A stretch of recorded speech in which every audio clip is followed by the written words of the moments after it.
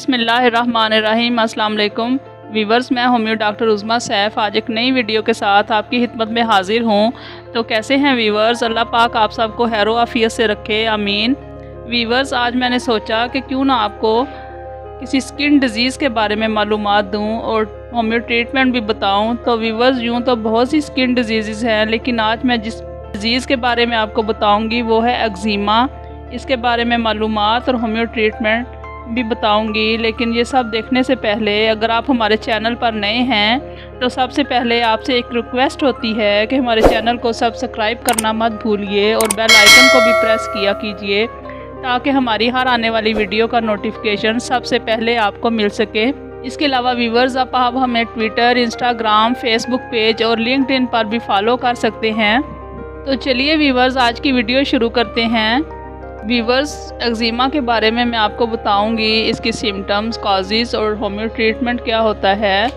तो आइए आपको बताऊं कि एक्जिमा दरअसल एक स्किन डिज़ीज़ है। इसमें होता है कि जिल्द के मुतासरा हिस्से पर शुरू में बारीक बारीक फिंसियाँ नमूदार होती हैं, फिर इनमें शदीद हारिश, दर्द और जलन के साथ जिल्द सुरख हो जाती है। कुछ दिन बाद फिंसियों में रतूबत भर जाती है और फट कर खिंड वगैरह जम जाते हैं। इन खिंडों के नीचे पानी जैसी रतूबत पैदा होने लगती है। ये सर पर ज़्यादा होता है और छोटे बच्चों का ज़्यादातर चेहरे पर होता है। इसकी वजूहात में सख्त सर्दी, सख्त गर्मी, आम जिस्मानी कमज़ोरी, हाजमा की खराबी, बच्चों में पेट के कीड़े और ग़िज़ाओं में बेकायदगी शामिल होती है। वीवर्स, इस मर्ज़ का हमला आम तौर पर सर, चेहरे और जिस्म के नंगे हिस्सों पर ज़्यादा होता है। अगरचे ये बीमारी कभी कभी फैल कर तमाम जिस्म को मुतासिर करती है। ये मर्ज़ तमाम उम्र के लोगों में हो सकता है। बाज़ औक़ात ये मर्ज़ मौरूसी भी हुआ करता है। वीवर्स, आइए देखें कि इसका होम्यो ट्रीटमेंट क्या होता है। दरअसल होम्यो ट्रीटमेंट में सिम्टम्स के मुताबिक मेडिसिन तजवीज़ की जाती हैं। एक्जिमा में आमतौर पर रिस्टाक्स, मेज़ीरियम, पेट्रोलियम और सल्फ़र इस्तेमाल होने वाली अद्वियात होती हैं।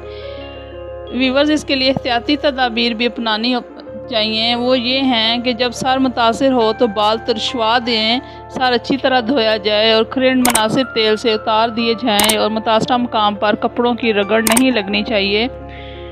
खाने में सब्जियों का इस्तेमाल करें।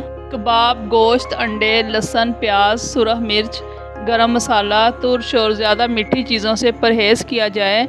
दूध का ज़्यादा इस्तेमाल करना चाहिए और ठंडे असर वाली सब्जियों का ज़्यादा इस्तेमाल किया जाए। अल्लाह रब्बुल इज़्ज़त ने चाहा तो आप भी इस तकलीफ़ से निजात हासिल कर लेंगे।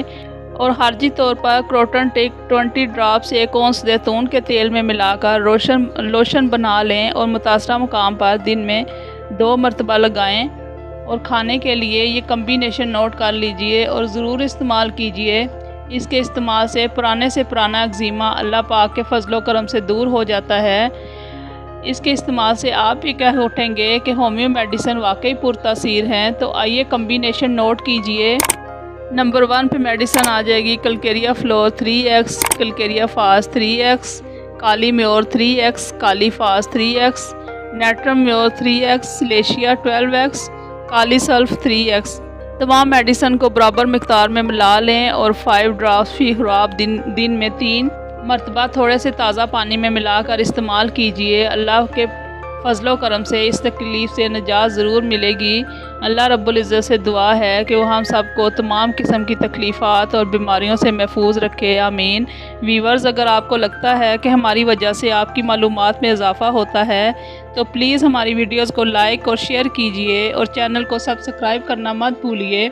ये आपका हमारे लिए प्यार होता है। इससे ये होता है कि हम आपके लिए मज़ीद अच्छी से अच्छी वीडियोस तैयार कर सकते हैं। इससे हमारी हौसला अफजाई होती है। और आखिर में ये बात कि अपने लिए और दूसरों के लिए हमेशा अच्छी दुआ करते रहिए और हमें भी अपनी दुआओं में ज़रूर याद रखिए। अपना बहुत सा ख्याल रखिएगा। अब नेक्स्ट और अच्छी सी वीडियो के साथ दोबारा हाजिर होंगे। तब तक के लिए इजाज़त दीजिए। Thanks for watching. Allah Waris.